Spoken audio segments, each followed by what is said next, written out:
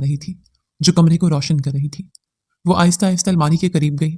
हाथ लरस रहे थे लेकिन दिल में एक ही नाम गूंज रहा था, वो मेरा इंतजार कर रहा होगा। मैं आज हर रुकावट तोड़ दूंगी, हर दीवार गिरा दूंगी। उसने दराज खोला, अंदर से जेवरात के डिब्बे निकाले। माँ की चूड़ियां, बहन के झुमके, अपनी शादी के लिए रखी गई वो सोने की हार, सब कपड़े के बैग में रख दी गई, कपड़ों के नीचे छुपाया कि कोई देख ना सके।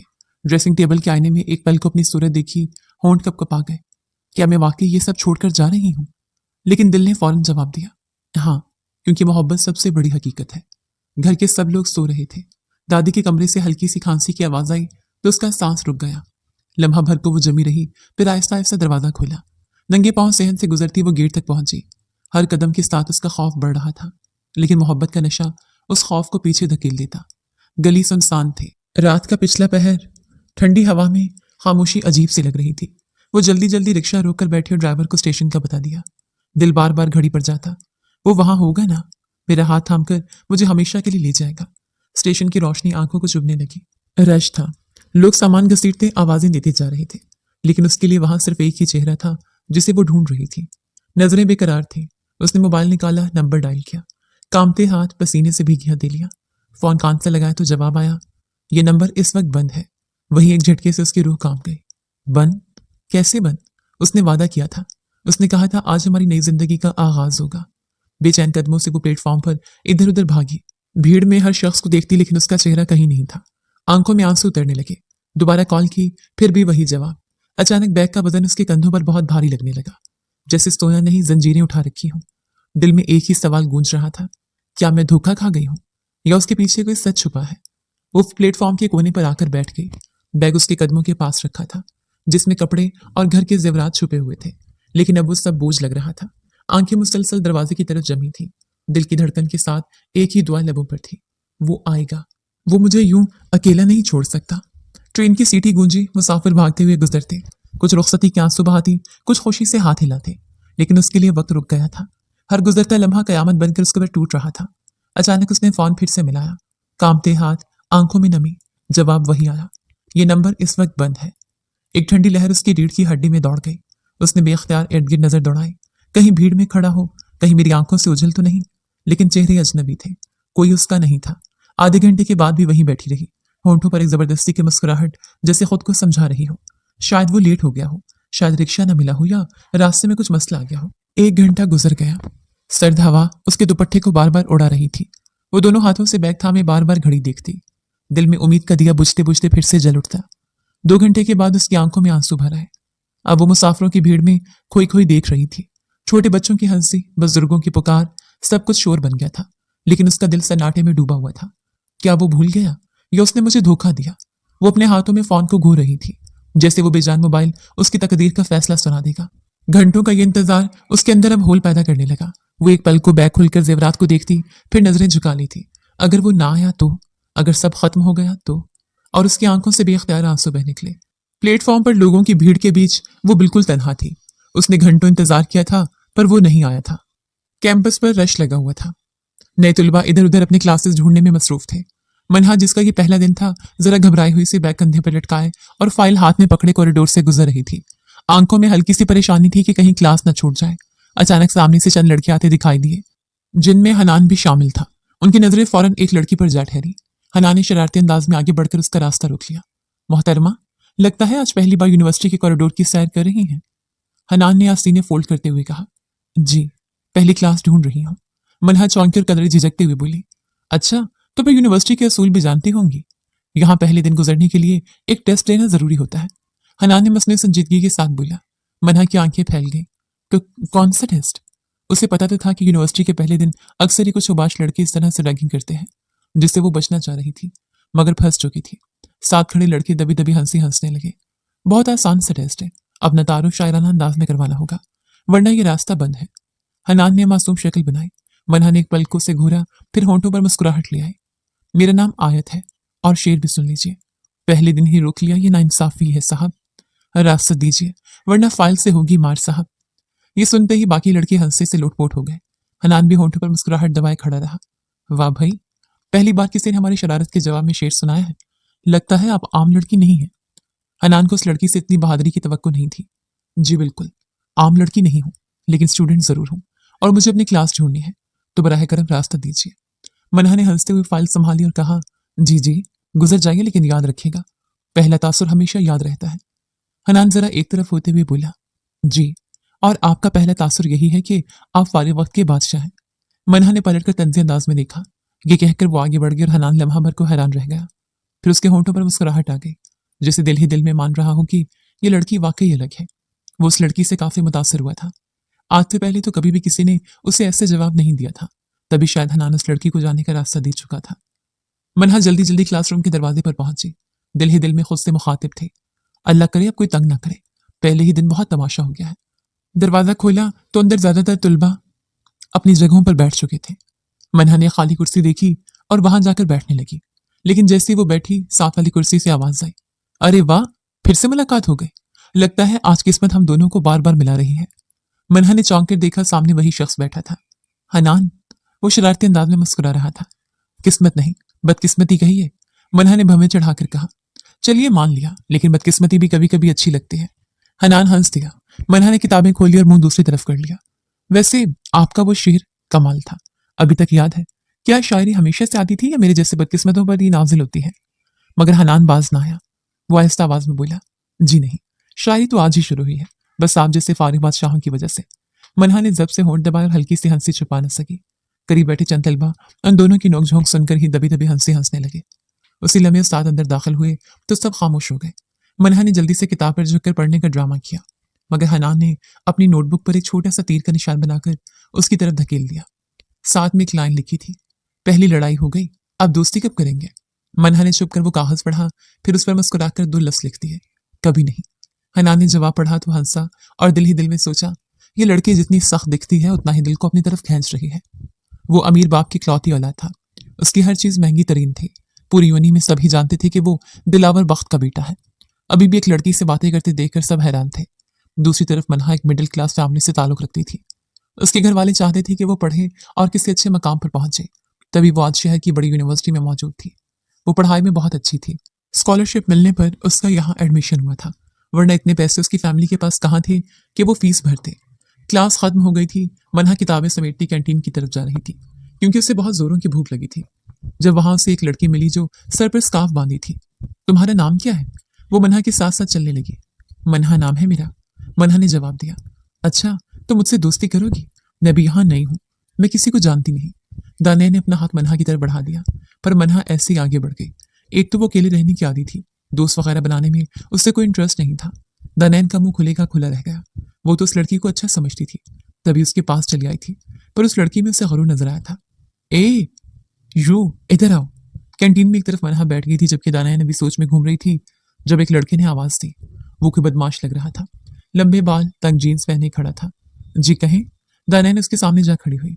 खाना खाना है, भूख लगी है? तो पहले एक काम करो, सबके पास जाओ और पैसे जमा करके लाओ। मुराद ने अजीब सा तासुर से दिया।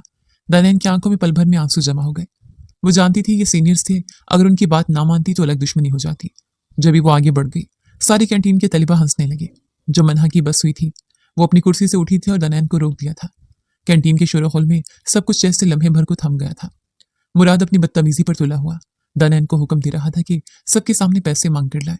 वो बेचारी आंखों में आंसू लिए आगे बढ़ने ही लगी थी कि अचानक मन्हा कुर्सी से उठ खड़ी हुई। बस बहुत हो गया, उसने बुलंद आवाज में कहा और तेज कदमों से मुराद की तरफ बढ़ गई। पूरे हाल में सन्नाटा छा गया। तुम्हें शर्म नहीं आती लड़कियों को ऐसे जलील करते हुए? मन्हा ने आगे जाकर मुराद का रास्ता रोका। ओहो, एक और शेरनी आ गई, तुम भी अपनी दोस्त को बचाने आई हो? मुराद ने मसनूई कहका लगाया और गरूर से आगे बढ़ा। हाँ, अगर जरूरत पड़ी तो थप्पड़ भी मारूंगी। मन्हा ने हाथ उठाया ही था कि मुराद ने आगे बढ़कर उसकी कलाई दबोच ली। वाह, आज तो मजा आ गया। एक तो मुफ्त में बोल रही थी, ऊपर से हाथ भी उठाने लगी, उसने तंज़े लहजे में कहा और उसकी गिरफ्त मजीद सख्त हो गई। मन्हा ने छुड़ाने की कोशिश की, मगर नाकाम रही। कैंटीन में तलिबा के दिल दहल गए, मगर कोई आगे बढ़ने की हिम्मत न कर सका। दानैन भी सदमे से देख रही थी। हाथ छोड़ उसका, वरना यह हाथ सलामत नहीं रहेगा। उसी लम्हे एक भारी आवाज गूंजी। सब हनान दिलावर की तरफ मुतवज्जो हुए। सबकी नजरें दरवाजे की तरफ उठी। वहां हनान खड़ा था, गुस्से से चेहरा सुर्ख, आंखों में शोले दहकते हुए। हनान तेज कदमों से आगे बढ़ा और पल भर में मुराद का हाथ झटके से मन्हा की कलाई से अलग कर दिया। अगले ही लम्हे उसके हाथ का जोरदार थप्पड़ मुराद के चेहरे पर पड़ा। कैंटीन के हकों की बजाय तालियां और शोर से गूंज उठा। मुराद ने गुस्से से दांत पीस कर आगे बढ़ने की कोशिश की, मगर हनान ने उसका गिरबान पकड़कर दीवार से लगा दिया। याद रख, किसी लड़की की तरफ आंख उठाकर देखने की जुर्रत भी की ना तो हड्डी पसली एक कर दूंगा। मुराद की आंखों में भी जिद और गुस्सा भड़क रहा था। हनान, आज तुमने मेरा हाथ रोका है, लेकिन कल यह हिसाब पूरा करूंगा। हनान ने जबरदस्त झटके से उसे दीवार से दूर धकेल दिया। मुराद अपने दोस्तों के साथ बड़बड़ाता हुआ कैंटीन से निकल गया। मनहा का दिल जोर जोर से धड़क रहा था। उसने अपने हाथ को देखा जो अभी भी मुराद की गिरफ्त में था। डरो मत, जब तक मैं हूं तुम्हें कोई हाथ नहीं लगा सकता। हनान ने उसकी तरफ पलटकर नर्म लहजे में कहा, तुमने मुझे बचाया, शुक्रिया। मनहा, दानैन आंखों में आंसू लिए मनहा के करीब आ गई।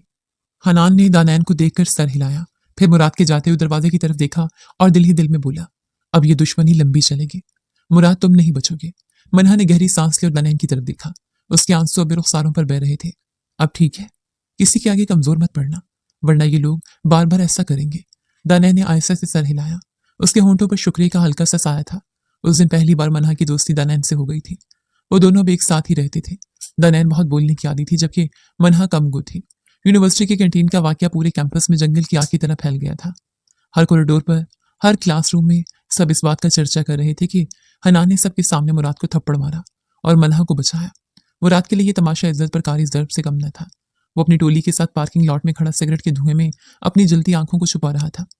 हनान बख्त, तूने सोचा होगा कि सबके सामने मुझे शर्मिंदा करके हीरो बन गया। मुराद बड़बड़ाया, मुठियां भींचते हुए। छोड़ भाई, वो दिलावर बख्त का बेटा है, उससे पंगा लेना आसान नहीं। साथ खड़ा एक लड़का बोला। मुराद ने गुस्से से सिगरेट जमीन पर फेंकी और जूते तले मसल दिया। यही तो गलती सब करते हैं। हनान का बाप अमीर है, ताकतवर है, मगर खुद हनान वो मेरा शिकार बनेगा। दूसरे लड़के ने धीरे से कहा, क्या करने का सोच रहे हो? मुराद ने गहरी सांस ली, फिर आंखों में अयारी की चमक आ गई। बदला बराह रास्त नहीं लूंगा, ये खेल मैं होशियारी से खेलूंगा। पहले उस लड़की को निशाना बनाऊंगा जिसके लिए उसने सबके सामने हाथ उठाया। हाँ, वही मनहा। टोली के बाकी लड़के चौंक गए, लेकिन भाई, वो तो आम लड़की है। मुराद मुस्कुराया। उसकी मुस्कुराहट में जहर भरा था। आम ही तो है, तभी तो आसान है। उसकी कमजोरियां ढूंढो, उसकी फैमिली, उसकी जरूरतें। एक बार वो जाल में आ गई तो हनान खुद मेरे कदमों में आएगा। हवा में सिगरेट का धुआं और मुराद के लहजे की सफाकी एक साथ घिल रही थी। बदला सिर्फ मेरा थप्पड़ का नहीं, उस जिल्लत का है जो सबके सामने दी गई, और यह हिसाब पूरा होगा, किसी भी कीमत पर। मुराद ने अपने दोस्तों की तरफ देखा। कल से तुम सब मनहा पर नजर रखो, कहाँ जाती है, किससे मिलती है, सब पता करो। अभी ये खेल सिर्फ शुरू हुआ है। वो हंसा और उसकी हंसी दिन की हवा में किसी खतरनाक कहानी का आगाज महसूस हो रही थी। क्लासेस खत्म होने के बाद मनहा अपनी फाइल सीने से लगाए पैदल मेन गेट की तरफ बढ़ रही थी। आज का दिन उसके लिए पहले ही काफी भारी रहा था, मगर वो ये सोचकर सुकून पा रही थी कि कम से कम दानैन जलील होने से बच गई। उसे खबर नहीं थी कि पीछे से दो लड़के खामोशी से उसका पीछा कर रहे थे। ये मुराद के दोस्त थे, जिन्हें उसने खास हिदायत दी थी। देखा, ये है वो लड़की मनहा। मुराद भाई का बदला इसी से शुरू होगा। एक ने आहिस्ता कहा, हाँ, रोज कहाँ कहाँ जाती है, सब पता लगना चाहिए। दूसरे ने सर हिलाया। मनहा रिक्शा पकड़कर अपने इलाके की तरफ चल पड़ी और वो दोनों लड़के एक बाइक पर उसके पीछे निकल गए। छोटा सा मगर साफ सुथरा मकान, दीवारों पर पुरानी तस्वीरें आवेजा थी और किचन से सालन की खुशबू आ रही थी। मनहा के अबू फारूक साहब रिटायर्ड सरकारी मुलाजिम थे। सफेद दाढ़ी, संजीदा चेहरा, मगर बेटियों के मामले में दिल के नर्म। वो सहन में चरपाई पर अखबार लिए बैठे थे। मनहा की वालिदा समरीन बेगम बावर्ची खाने से सालन की डोई चलाते हुए बेटियों को आवाज दे रही थी। रिदा, जरा रोटियां देख लेना बेटा। रिदा मनहा की बड़ी बहन थी, घरेलू और नर्म मिजाज थी। उसने दुपट्टा संभालती हुई कहा, जी अम्मी, मैं देख रही हूँ। इसी दौरान बड़ा भाई अरसलान अंदर आया। वो प्राइवेट जॉब करता था और अपनी जिम्मेदारियों के बोझ तले हमेशा थका थका सा रहता। अम्मी, आज फिर दफ्तर में बहुत ओवर टाइम करना पड़ा। उसने जूते उतारते हुए कहा, बेटा, तुम अपनी सेहत का भी ख्याल रखा करो। अबू ने अखबार से नजरें उठाकर कहा। इतने में दरवाजा खुला और मनहा अंदर दाखिल हुई। चेहरे पर दिन भर की थकन, मगर फैमिली को देखकर एक हल्की सी मुस्कुराहट भी आ गई। अस्सलाम वालेकुम। वालेकुम अस्सलाम। सबने एक साथ जवाब दिया। कैसा रहा पहला दिन? कोई मुश्किल तो नहीं हुई? अम्मी ने फौरन पूछा। जी सब ठीक था, क्लास भी अच्छी रही। मनहा एक लम्हे को हिचकिचाई, फिर मसने मुस्कुराहट के साथ बोली, देखा था, डर डर के जा रही थी, लगता है मजे मजे किए हैं। अरिदा ने हंसते हुए कहा, ये यूनिवर्सिटी का माहौल आजकल अच्छा नहीं रहा। लड़के छिछोरेपन से बाज नहीं आते। अगर किसी ने तंग किया हो तो छुपाना मत। अरसलान ने भवें चढ़ाई। मनहा ने फौरन नजरें झुका ली। दिल चाह के बता दी, लेकिन फिर सोचा अगर अब्बू और भाई को पता चल गया तो वो मुझे पढ़ने ही नहीं देंगे। उसी लम्हे बाहर गली में वही दो लड़के बाइक पर आकर रुके। वो आहिस्ता आहिस्ता घर का जायजा ले रहे थे। यही है उसका घर। मुराद भाई को कल ही रिपोर्ट देंगे। अंदाज ऐसा था जिसे एक नई मुसीबत मनहा और उसके घर वालों के सर पर साय डालने को तैयार खड़ी हो। सुबह का वक्त था। कैंपस में इस बार फिर रश लगा हुआ था। सब तलबा अपनी क्लासों की तरफ जा रहे थे। मनहा हल्की थकन के बावजूद खुद को नॉर्मल रखने की कोशिश कर रही थी। दिल ही दिल में दुआ कर रही थी कि आज का दिन पुरसुकून गुजर जाए। वो अपने कॉरिडोर से गुजर रही थी कि अचानक पीछे से आवाज आई, अस्सलाम वालेकुम मिस शेरनी। वो आसमानी टी शर्ट के साथ ब्लू जीन्स पहने हुए था। बाल उसके माथे पर बिखरे हुए थे। मनहा ने पलट कर देखा तो हनान था। वो हंसते हुए अपनी बाइक की चाबियां घुमा रहा था। कल का दिन काफी एक्शन भरा था। उम्मीद है आज किसी और को बजाने का प्लान नहीं है। मनहा ने आंखें घुमाई और फाइल मजबूती से थाम कर कहा, अगर तुम फारिग हो तो अपनी नोटबुक्स पढ़ो, मुझे तंग मत करो। ये लड़का तो उसके पीछे ही पड़ गया था। हाय अफसोस, कोई तो है जो मेरे करिश्माते हुस्न से मुतासिर नहीं हुआ। हनान ने मसनूई अफसोस के साथ कहा, तुम हसीन हो भी नहीं जिससे मैं मुतासिर हूं। मनहा बिल्कुल संजीदा थी। हैं, तुम्हें वाकई मेरा हुस्न नजर नहीं आ रहा? लड़कियां मरती हैं मुझ पर। वह हैरान कुन हुआ। वो लड़कियां अंधी होंगी पर मुझे नजर आता है कोई खास बात नहीं तुम में। मनहा का अंदाज इतना लापरवाह था, हनान दिलावर को तब छोड़ी। और से देखो, क्या कमी है? सब तो है यहाँ। अच्छी बॉडी, खूबसूरत आंखें, मेरी एक निगाह के लिए लड़कियां तरसती हैं। वो घूमकर अपनी बॉडी दिखाने लगा, पर मनहा तो अब भी उससे मुतासिर नहीं दिख रही थी। तुम बहुत सेल्फ ऑब्जेस्ड हो, वो तंजिया बोली। अब किसी को ऊपर वाले ने इतना हुस्न दिया हो तो वो सेल्फ ऑब्जेस्ड होना बनता भी है। क्या ही अंदाज था, अपनी तारीफ अपने मुंह से कर रहा था। लेकिन मानना पड़ेगा तुम कल वाकई हौसला दिखाया। मनहा उसके जुमले पर चौंकी मगर कुछ कहे बगैर आगे बढ़ गई। कैंटीन में बैठे सब तलबा गपशप में मसरूफ थे। दनैन भी मनहा के पास आकर बैठ गई थी। कल के वाकये के बाद वो मनहा के लिए दिल से नरम हो गई थी। कल अगर तुम ना होती तो मैं क्या करती? दनैन ने धीरे से कहा। दोस्ती का पहला असूल यही है कि एक दूसरे का साथ दिया जाए। मनहा ने मुस्कुराकर उसके कंधे पर हाथ रखा। उसी लम्हे कैंटीन के कोने में मुराद अपने दोस्तों के साथ बैठा था। उसकी आंखों में नफरत और मंसूबे की झलक साफ नजर आ रही थी।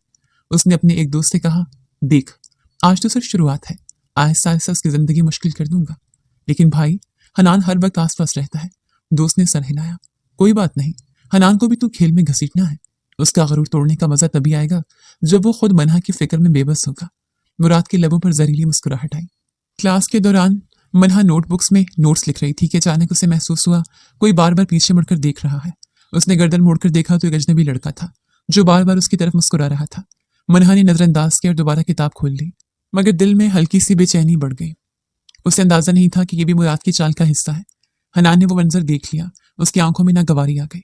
वो अपनी कुर्सी आगे सरकाते हुए बोला, ये पीछे वाला लड़का तुम्हें कुछ ज्यादा ही घूर रहा है। अगर तुम चाहो तो मैं उसकी आंखें सीधी कर दूं। नहीं, जरूरत नहीं, मुझे ऐसे मामले खुद हल करना आते हैं। मनहा ने भवें चढ़ाकर कहा, हाँ जी, कल वाली शेरनी को कौन भूल सकता है। लेकिन याद रखना, सब भेड़िए इतने सीधे नहीं होते। हनान ने तनसे अंदाज में कहा। मुराद की नजरें दूर से ही उस सब पर जमी हुई थी।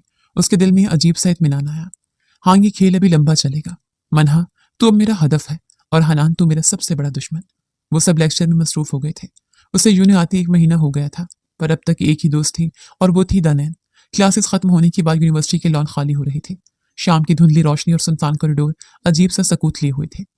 मनहा लाइब्रेरी से नोट्स लेकर निकली तो कदम तेज थे। दिल में ख्याल आया, अभी रिक्शा ले लूं वरना अंधेरा बढ़ जाएगा। सुनिए, 1 मिनट रुकिए ना। वो गेट की तरफ जा रही थी कि अचानक पीछे से आवाज गूंजी। मनहा चौंकी, मुड़कर देखा तो वही अजनबी लड़का सामने आ गया जिसकी नजरें दिन भर उस पर जमी रहती थीं। बस एक बात करनी थी, नोट्स चाहिए थे। वो हल्की मुस्कुराहट के साथ कहता आगे बढ़ा, अभी वक्त नहीं है, आप कल ले लीजिएगा।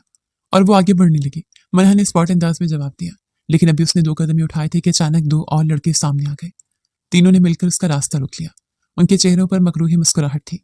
जल्दी क्या है, थोड़ी बातचीत कर लेते हैं, एक ने मैनिखेज लहजे में कहा। मनहा का दिल जोर जोर से धड़कने लगा। उसने फाइल सीने से जोर से चिमटाई और कदरे बुलंद आवाज में कहा, रास्ता दीजिए वरना मैं शोर मचा दूंगी। एक तो इस जगह सन्नाटा बहुत था। शोर? पहला लड़का कहकर मारकर हंसा। यहाँ कोई नहीं है, सब जा चुके, कौन सुनेगा तुम्हारी चीखें।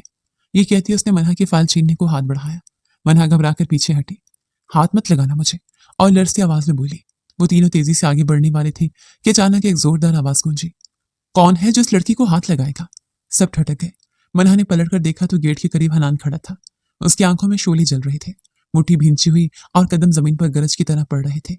हनान भाई, एक लड़के ने हकलाते हुए कहा, मगर अगले ही लम्हे हनान आगे बढ़ा और मरकजी लड़के का हाथ झटके से पकड़कर मरोड़ दिया। उसकी चीख गूंजी और फाइल जमीन पर गिर गई। हनान ने सर्द लहजे में कहा, किसकी हिम्मत है कि मनहा के करीब आए? हनान भाई, मजाक कर रहे थे, कुछ गलत नहीं किया। दूसरे लड़के ने सफाई देने की कोशिश की। हनान ने पलक झपकते उसे जोर का धक्का दिया। वो दीवार से टकराकर लड़खड़ा गया। तीसरा लड़का पीछे हट गया। सुनो, अगर आइंदा मनहा के करीब आने की जुर्रत की तो हड्डी पसली तोड़ कर रख दूंगा, समझ आई? हनान की आवाज गरजी। तीनों खौफजदा होकर बगैर पीछे देखे भाग गए। कॉरिडोर फिर सुनसान हो गया। मनहा के हाथ अब भी कांप रहे थे, सांस तेज थी, उसकी फाइल जमीन पर गिरी हुई थी। हनान ने आगे बढ़कर वो फाइल उठाई और धीरे से उसके हाथ में देते हुए नर्म लहजे में कहा, डर गई थी? मनहा ने नजरें झुकाई, आंखों में नमी सी तैर रही थी। जी, लेकिन अब ठीक हूं। वो वाकई डरी हुई थी। अगर आज हनान ना आता तो वो उसके आगे सोचना नहीं चाहती थी।